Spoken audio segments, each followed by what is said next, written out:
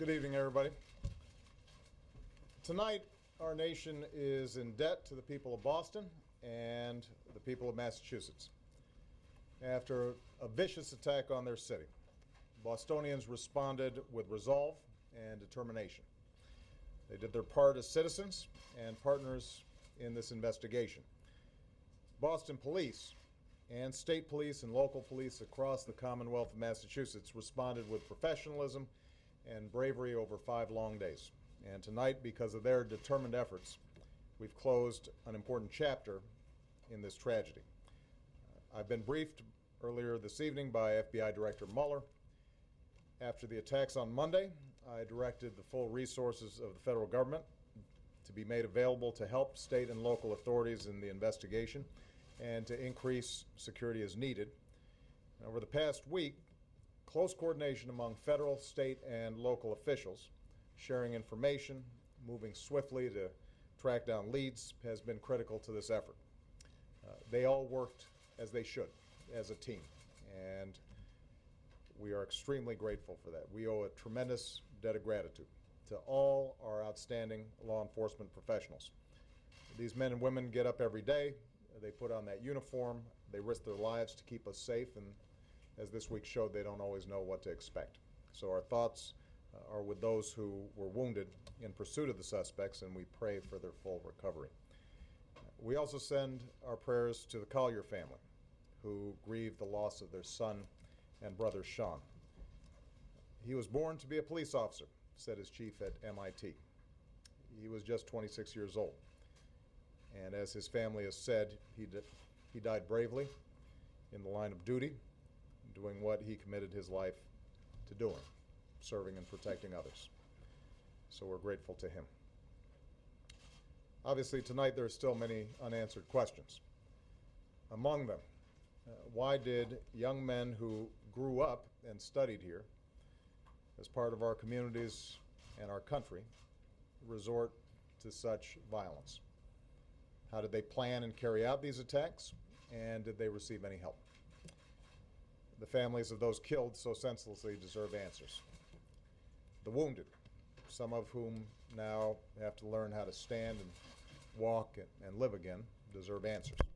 And so I've instructed the FBI and the Department of Homeland Security and our intelligence community to continue to deploy all the necessary resources to support the investigation, to collect intelligence, and to protect our citizens.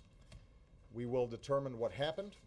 We will investigate any associations that these terrorists may have had, and we'll continue to do whatever we have to do to keep our people safe.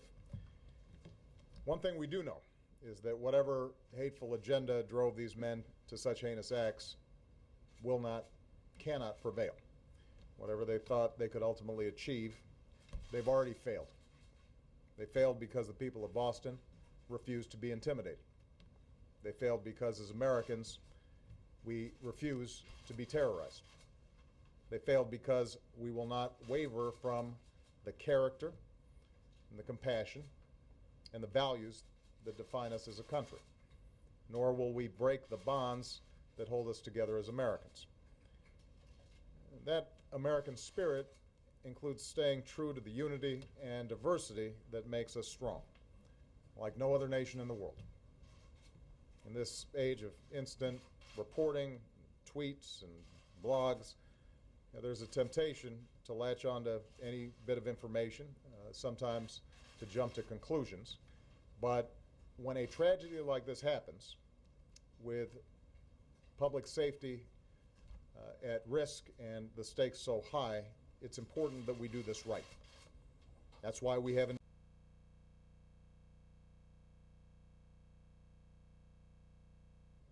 That's why we have courts. And that's why we take care not to rush to judgment. Not about the motivations of these individuals, certainly not about entire groups of people. After all, one of the things that makes America the greatest nation on earth, but also one of the things that makes Boston such a great city, is that we welcome people from all around the world, people of every faith, every ethnicity, from every corner of the globe. So as we continue to learn more about why and how this tragedy happened, let's make sure that we sustain that spirit. Tonight we think of all the wounded still struggling to recover. Certainly we think of Crystal Campbell. We think of Ling Su Lu. We think of little Martin Richard.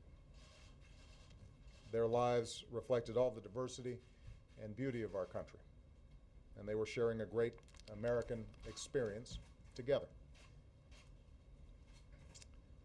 Finally, let me say that even as so much attention's been focused on the tragic events in Boston, understandably, we've also seen a tight-knit community in Texas devastated by a terrible explosion. And I want them to know that they are not forgotten. Our thoughts, our prayers are with the people of West Texas, where so many good people lost their lives. Some lost their homes. Many are injured. Many are still missing. I've talked to Governor Perry and Mayor Muska, and I've pledged that the people of West will have the resources that they need to recover and rebuild. And I want everybody in Texas to know that we will follow through with those commitments. All in all, this has been a tough week, but we've seen the character of our country once more.